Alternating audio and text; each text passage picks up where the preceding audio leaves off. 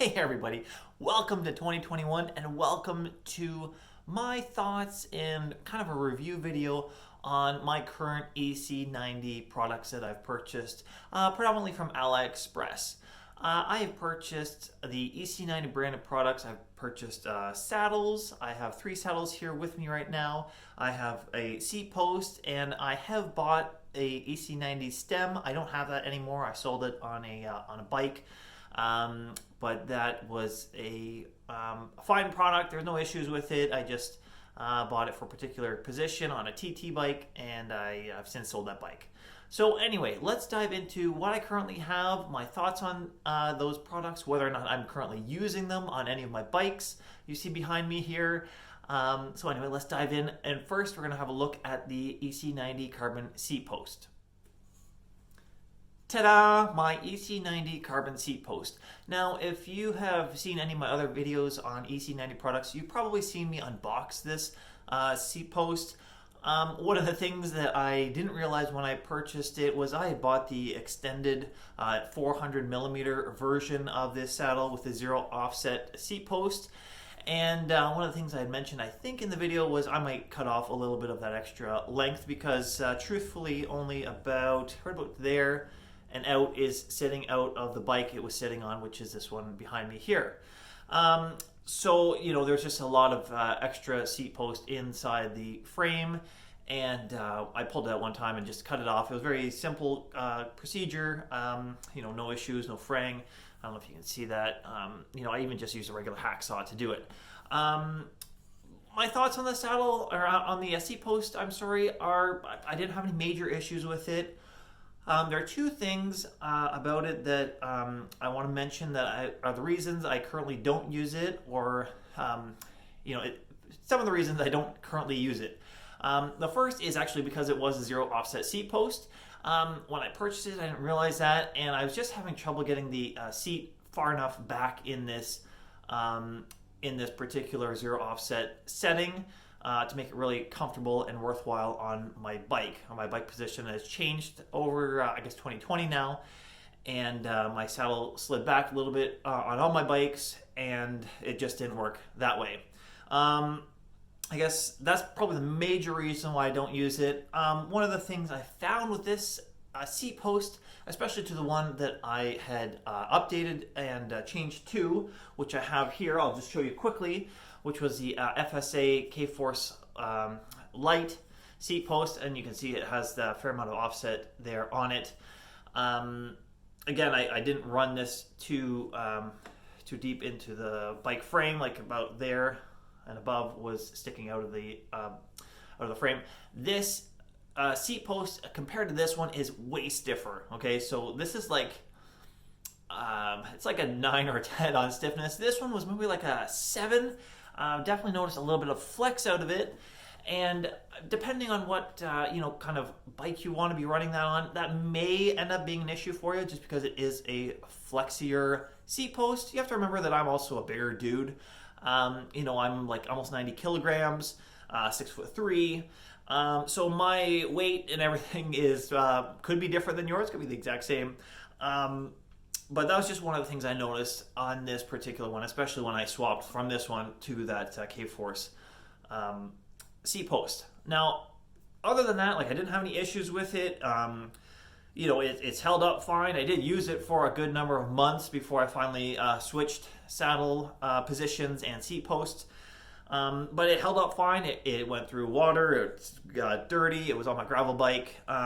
So it was good in that sense that it was a softer ride on my gravel bike. But again, the primary issue I had with it was that it was zero offset. I do know that EC90 does have a bunch of different carbon seat posts available, and I'm sure that they do have one that would suit me as far as the offset goes. I just happened to get the FSA one locally and relatively inexpensively, so I picked that up, and I've been riding with it ever since. So, having mentioned the FSA seat post, I want to bring up what I currently have on this bike here, which is the EC90 Power Saddle. Now, I did a few weeks ago review and a comparison between this EC90 branded Power Saddle and the real deal Specialized power saddle. Overall, it's a very similar saddle, especially in the in the looks and ride department. It is a bit of a softer, a little bit flexier saddle versus the Real Deal one. Currently, my Real Deal power saddle is on this bike here. I haven't actually used this bike yet, being middle of winter here in Canada, but I'm excited to try that out. But yeah, anyway, so this saddle and seat post are currently on this bike here. I just took them off for this video. And again, I haven't had any major issues with this saddle. I do like it a good amount.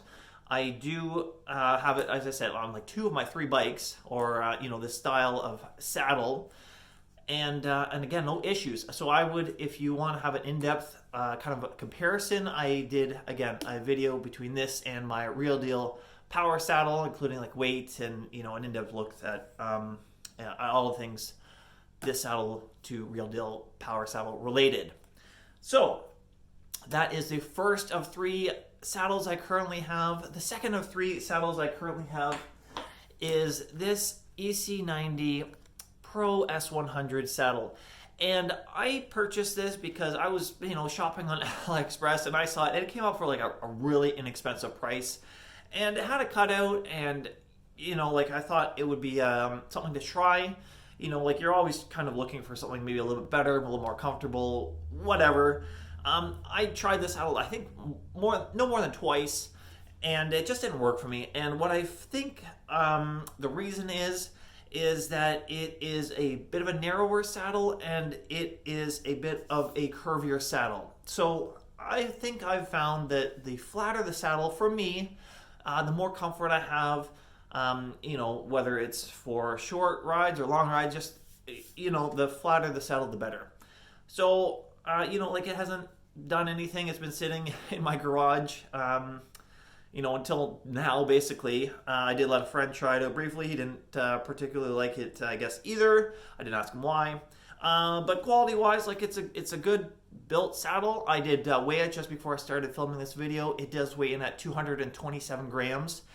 And it's reminding me of, I can't remember the brand exactly. I'm going to put it up on screen right now. One of the things about EC90 is they're kind of a knockoff brand. Kind of not. They're not, marketing these as a identical counterfeit fake. But this is certainly modeled after a particular saddle. Again, I'm just blanking on what it is right now. But yeah, it's nothing wrong with it. You can see it has manganese rails here. It's even marked as manganese right there. I don't know if you can see that. No problems with the saddle. It is a fairly stiff saddle from my memory. Again, it just didn't suit me as being a super comfortable saddle. Again, this saddle might be for you. It certainly wasn't for me. So the last saddle I have from EC90 has been an absolute surprise for me. And I actually have it on my main road bike here, and I've had my main road bike since I purchased it. It is just actually a flat out awesome saddle. So I'm going to pull this bike down, and I'm going to go over this saddle here in just a second. So as I mentioned, this is my 3rd EC90 saddle that I currently have and have purchased, and it has been an absolute surprise for me. And the reason I have it on my main road bike, it has been a super comfortable saddle, again, for me. One of the reasons I really like this saddle, there's several reasons, but one of the reasons is, first of all, it's a fairly wide saddle, especially out here at the nose.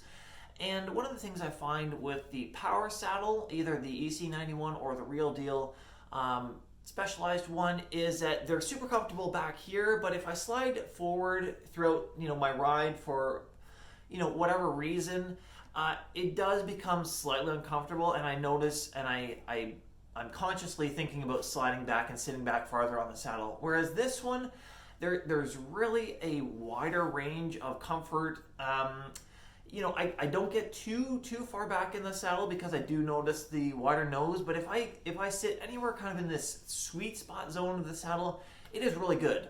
The second thing is it has a super wide and deep cutout, so your bits are all there's room for them. And third, it is a fairly flat saddle. Okay, as I mentioned, the flat saddles seem to just work better for me. One of the things I did notice about this saddle is I do have to run it maybe a few millimeters farther back than I would my power saddle, and that is just so I get more into the sweet spot zone for riding. That's just for me, that's a personal preference thing. Again, I use this as my main road bike. I'm not necessarily using it for time trials, although last year we were fortunate enough with our club to be able to offer time trials. Whereas, you know, everyone's clubs and everything last year was a little bit different. But it was fine for all sorts of riding. The saddle itself has held up well. There's no issues as far as wear and tear go. One of the things I'm just looking at here right now is that the numbering on the side of the rails here is a little bit worn. You know, that's going to happen, I think, on pretty much every saddle that you would purchase. Otherwise, it's a pretty good, I believe this is Specialized. It's kind of their Sitero Pro knockoff. I'm going to have to weigh it for you. I will find out how much it weighs. But it has been a very good saddle. It is approximately 250 millimeters by 150 millimeters. Actually, I think it's even shorter than that.